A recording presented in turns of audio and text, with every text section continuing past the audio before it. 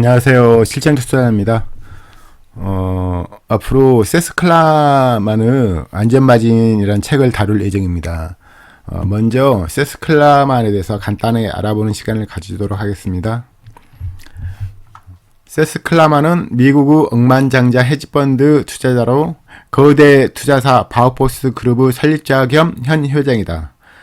워런 버핏과 벤저민 그레움과 더불어 대표적인 가치 투자자로 꼽히며 제2호 워런 버핏으로도 불린다. 클라만 회장 코넬 대학교와 하버드 경영대학원을 졸업한 뒤 1982년 바우포스 그룹을 설립했다. 여러 방식의 보수적 투자법을 이용해 주식, 채권, 부동산 등 다양한 분야에 투자했으며 바우포스 그룹은 설립 당시 2,700만 달러 규모에서 2010년 220억 달러 규모로 성장했다. 1991년 출간한 저서 안전마진, 사려 깊은 투자를 위한 위험 전략은 가치 투자의 선구자 벤저민 그레임의 안전마진 개념을 클라만의 방식으로 확장한 내용으로 가치 투자자들에게는 필수서로 꼽힌다. 이후 절판되면서 인터넷 서점에서 한 권에 1,000달러가 넘는 가격에 거래되었다. 제가 안전마진이라는 책의 파일을 제가 제 블로그에 올렸거든요. 그리고 이제 유학 파일이 있어요. 그 내용은 그 유학 파일도 한꺼번에 올렸으니까 필요하신 분들은 다운로드 받으셔가지고 보시고요. 제가 앞으로 몇 회는 모르겠지만 천천히 나가면서 이 책 전체 내용에 대해서 설명해 드리는 시간을 갖도록 하겠습니다. 지금부터 안전마진 책을 전체적으로 볼 텐데요. 모든 부분을 언급하는 것보다 제가 미리 읽은 다음에 언급하는 좀 그러니까 의미 있는 구절, 읽었을 때 와닿는 그런 구절을 주로 언급하고자 합니다. 대신 이제 제가 개인적인 경험을 통해서 알고 있는 부분도 설명할 수 있는 부분이 있으면 하고요. 아무튼 이게 진도를 뽑는 게 목적이 아니라 이 책을 통해서 뭔가 깨우침을 얻고 지금 실전 투자 하신 분들이 많으실 텐데 실전 투자하면서 겹쳐지는 부분이 있을 거예요. 이 책 내용에. 그런 부분이 저도 이제 똑같을 테니까 여러분과 그런 부분에 대해서 다시 언급하고요. 진도 나가는 게 중요하지 않다고 생각합니다. 진도 나가는 거야. 뭐 어차피 매매라는 것은 클릭 한 번에 끝나는 거잖아요. 그래서 그 전에 이 올바른 클릭을 위해서 도움을 받고자 하는 거니까요. 진도 뽑는 것보다는 어떤 문구를 통해서 저희가 깨우침을 얻는 그런 방향으로 방향을 잡고 나가도록 하겠습니다. 서문을 먼저 적었는데요. 클라만의 서문 중에서 의미 있는 구절을 읽도록 하겠습니다. 서문. 많은 투자자들이 장기적인 성공에 관한 전망이나 손실 가능성을 알려주지 않는 여러가지 투자 전략을 도입하는 우를 범하곤 한다. 이러한 투자 전략은 일관된 투자법이라기보다는 투기나 합법적인 도박에 가깝다. 투자자들은 빠르고 손쉬운 이익을 바라는 욕심에서 사로잡혔다가 월가의 유행에 희생 재물이 되곤 한다. 이 책을 서술하는 목적은 두 가지다. 첫째, 나는 투자자가 범한 많은 오류들을 지적하고자 한다. 둘째, 어디서 주로 잘못을 범하는지 밝혀 투자자들이 이런 잘못된 전략을 피하도록 도와주고 싶다. 나는 독자들에게 투자자가 따라야 할 한 가지 명확한 길을 제시하고자 한다. 그것은 바로 가치 투자 철학이다. 기업 가치에 비해서 현저하게 저평가되어 있는 거래되는 주식에 투자하는 전략인 가치 투자는 손실 위험은 제한적이면서 투자 성과는 탁월하다는 것을 지난 투자 역사가 보여주고 있다. 이 책은 가치 투자 철학을 증명할 뿐 아니라 더 나아가 왜 다른 사람들이 실패하는 영역에서 가치 투자가 성공할 수밖에 없는 지를 증명함으로써 그 뒤에 숨어있는 논리를 전달하고자 한다. 그리고요, 위의 내용은 왜 이 저서를 쓰게 된 이야기를 한 거고요. 사실 나는 변덕스럽고 윤칙이 없는 수많은 투자자들이 경험한 재앙과도 같은 투자 결과에 대해 가슴이 아프다. 내가 만약 그들 중 몇 명이라도 위험한 투자 전략을 버리고 어렵게 쌓은 재산을 지켜낼 전략을 받아들이도록 설득할 수 있다면 그것으로 족하다. 더 나아가 투자자들의 행동에 광범위한 영향을 줄 수 있다면 내 투자 수익률이 다소 떨어질 위험도 기꺼이 감당할 여유가 있다. 이 책 하나가 많은 사람들이 성공적인 가치 투자로 바꾸지 못할 것이다.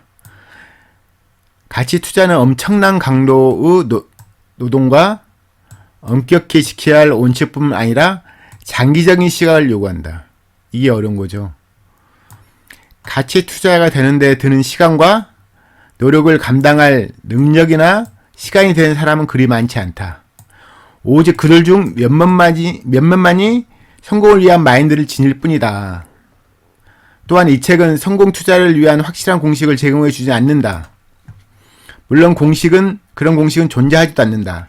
대신 잘 따라오기만 하면 청산인 정도는 얻을 수 있을 것이다. 나는 이 정도가 합리적인 투자들이 얻길 바라는 것이라고 믿는다. 좀 더 이상적으로 말하면 이 책은 투자에 관한 책이 아니라 투자에 대해 생각해 보게끔 하는 책으로 발렸으면 한다. 몇몇 투자자들은 수학을 공부하는 고등학교 학생들처럼 몇 가지 공식을 기억해 뭔가 좀 아는 것 같아 보이지만 정작 그들이 하고 있는 일을 잘 이해하지 못한다. 금융시장의 여러 사건들과 경제 사이클 속에서 장기적인 성공을 거두기 위해서는 몇 가지 원칙을 지키는 것만으로는 충분치 않다. 투자 세계에서는 너무 많은 일이 벌어지고 너무 빨리 변한다. 원칙이 통용될 때는 왜 통용되고 통용되지 않을 때는 왜 통용되지 않는지를 파악하기 위해서 원칙들 뒤에 숨겨진 이유들을 이해하는 것이 필요하다. 나는 단지 가치 투자가 통한다는 주장하는 것에 그칠 수도 있다. 하지만 가치 투자가 왜 통하는 투자법이고 다른 투자법들은 왜 그렇지 않는지 보여줄 수 있길 희망한다. 여기서 주식사가 진짜 어려운 이해에 대해서 설명을 하신 것 같은데요. 이게 되게 단기적으로 마치는 게임이 아니에요. 주식사는. 이게 장기적으로 수익 난다고 되는 게 아니거든요. 궁극적으로는 저희가 삶을 마지막으로 할 때까지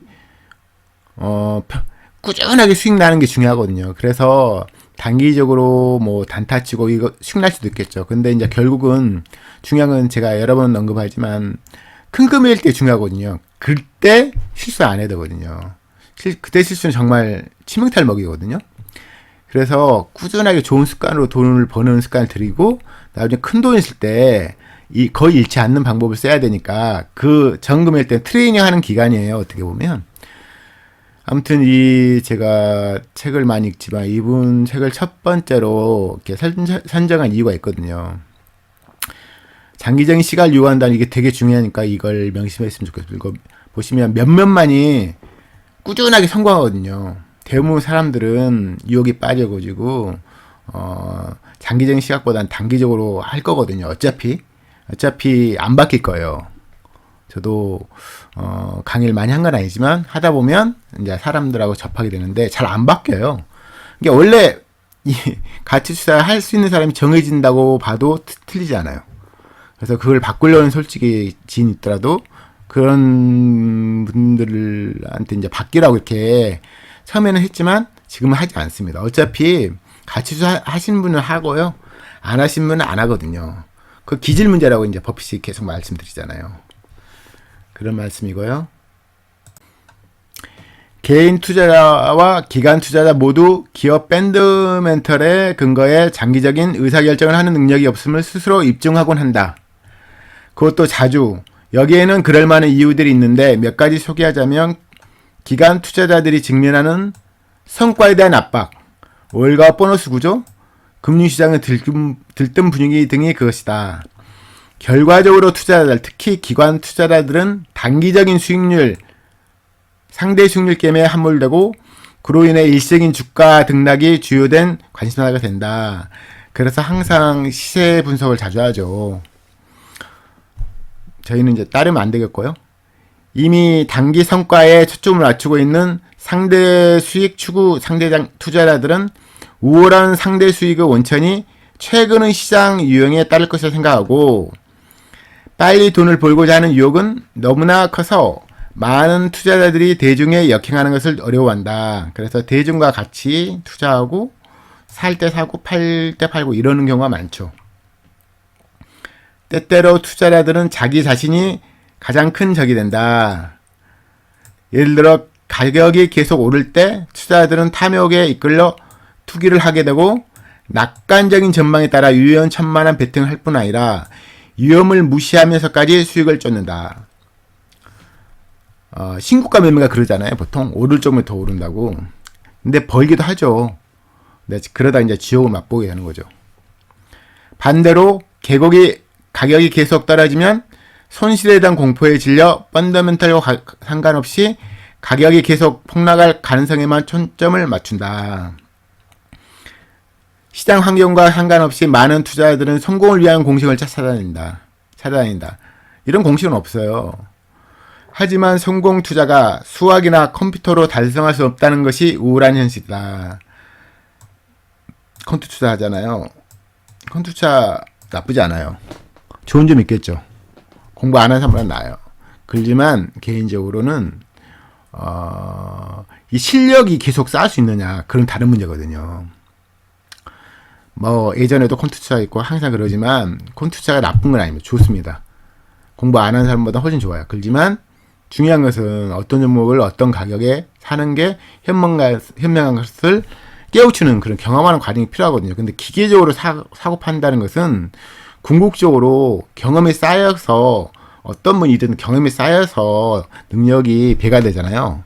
근데 컴퓨터 투자는 추치에 매몰되잖아요. 별로 추천하고 싶지 않습니다. 대갈도 당연히 추천 안 할 거예요, 아마.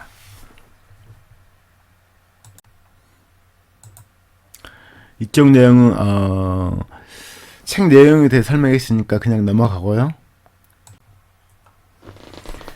다른 투자자들과 투기자들의 행동을 연구해야 하는 두 번째 이유는 그들의 행동이 거꾸로 가치 투자를 위한 기회를 만들어낸다는 점이다. 저가를 만들어낸다는 그 이야기 하는 건데요. 기관 투자자들은 종종 육중하게 겪는 악마처럼 몇몇 증권들을 기업가치 대비 엄청난 바겐세일 수준으로 짓밟아 놓는다. 저가를 만든다는 거죠. 반면 구매에 맞아 선호하는 몇몇 증권들은 엄청나게 고평가되어 가치 투자들이 팔 수 있는 기회, 나아가 공매도까지 제공한다. 제가 이제 공매도는 안 하는데요.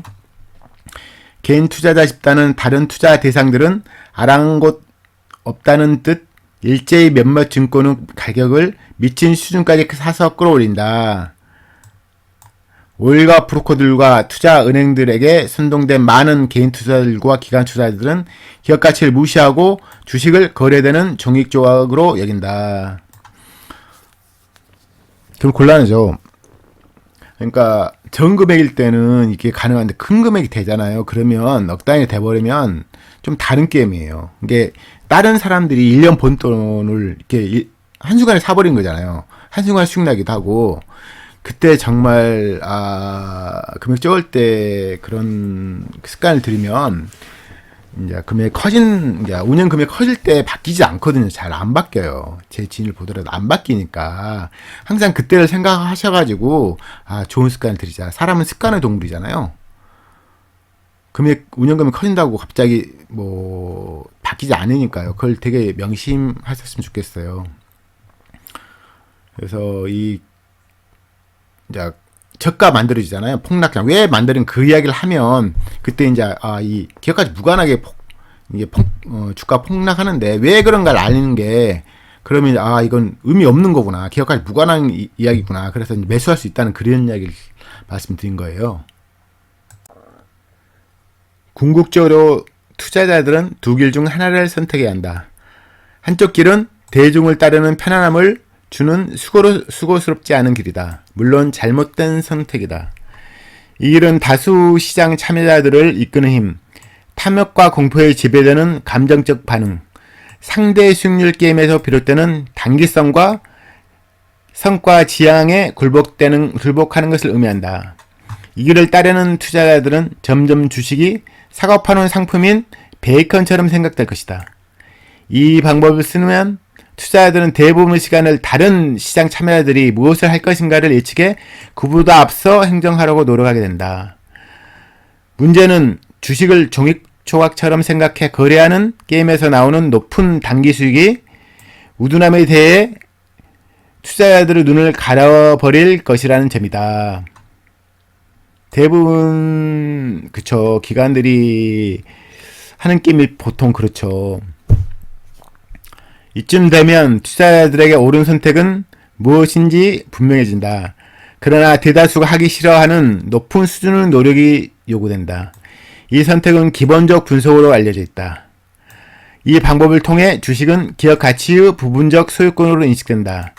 기본적 분석의 형태 중 하나가 바로 가치 추산으로 알려진 접근법이다. 내가 추천하는 전략이다. 앞으로 이런 이야기를 계속 드릴 거예요. 어차피 대다수 사람들은 기관처럼 매매할 거예요. 이 종목이 왜 올라가는 걸 고민할 거예요. 그래서 뭐 환율도 이야기하고 금리도 이야기하고 할 거예요. 물론 금리 같은 경우 단기적으로 주가를 좌우하는 게임이기도 하죠. 근데 궁극적으로 장기적으로 뭐가 이 주가를 좌우하는가, 이 시가총액을 좌우하는가를 아는 게 더 중요하거든요. 어차피 안 사람만 알고 깨우칠 사람만 깨우치고 뭐 자기 선택이잖아요. 주식사라는 것은.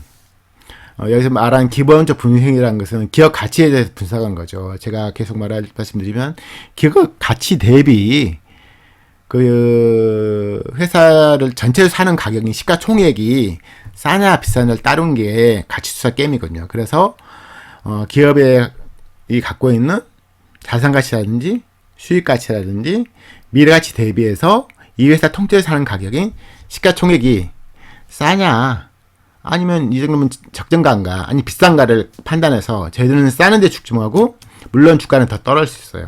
더 떨으면 추가 매수하고 이런 게 대가들이 권하는 그런 게임이에요. 그게 이제 기본적으로 알려면 기본적 분석을 할 줄 알아야겠죠. 기업 가치 분석을 한다는 거죠. 아니면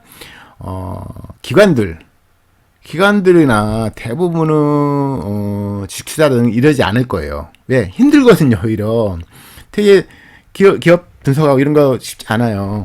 물론 어렵다는 건 아니지만 그걸 안 하려고 해요. 복잡하니까요. 차라리 누군가 올린다. 왜 올라가냐. 기업 가치가 올라가는 게 중요한 게 아니라 이거 올라갈 거다. 그럼 주가 올라갈 거니까 산다는 거죠. 단기적으로 말할 수 있지만 장기적으로 볼 때 되게 리스크 높은 투자를 하는 거예요. 요는 금액이 커질 때 실수를 안 해야 돼요. 그러기 위해서 금액이 적을 때 올바른 습관으로 투자하는 방식을 터득해야겠죠. 그런 이야기를 앞으로 해 나갈 겁니다. 지금 서론에 대해서 잠깐 언급했고요. 다음 시간부터는 조금씩 진도 나가도록 하겠습니다.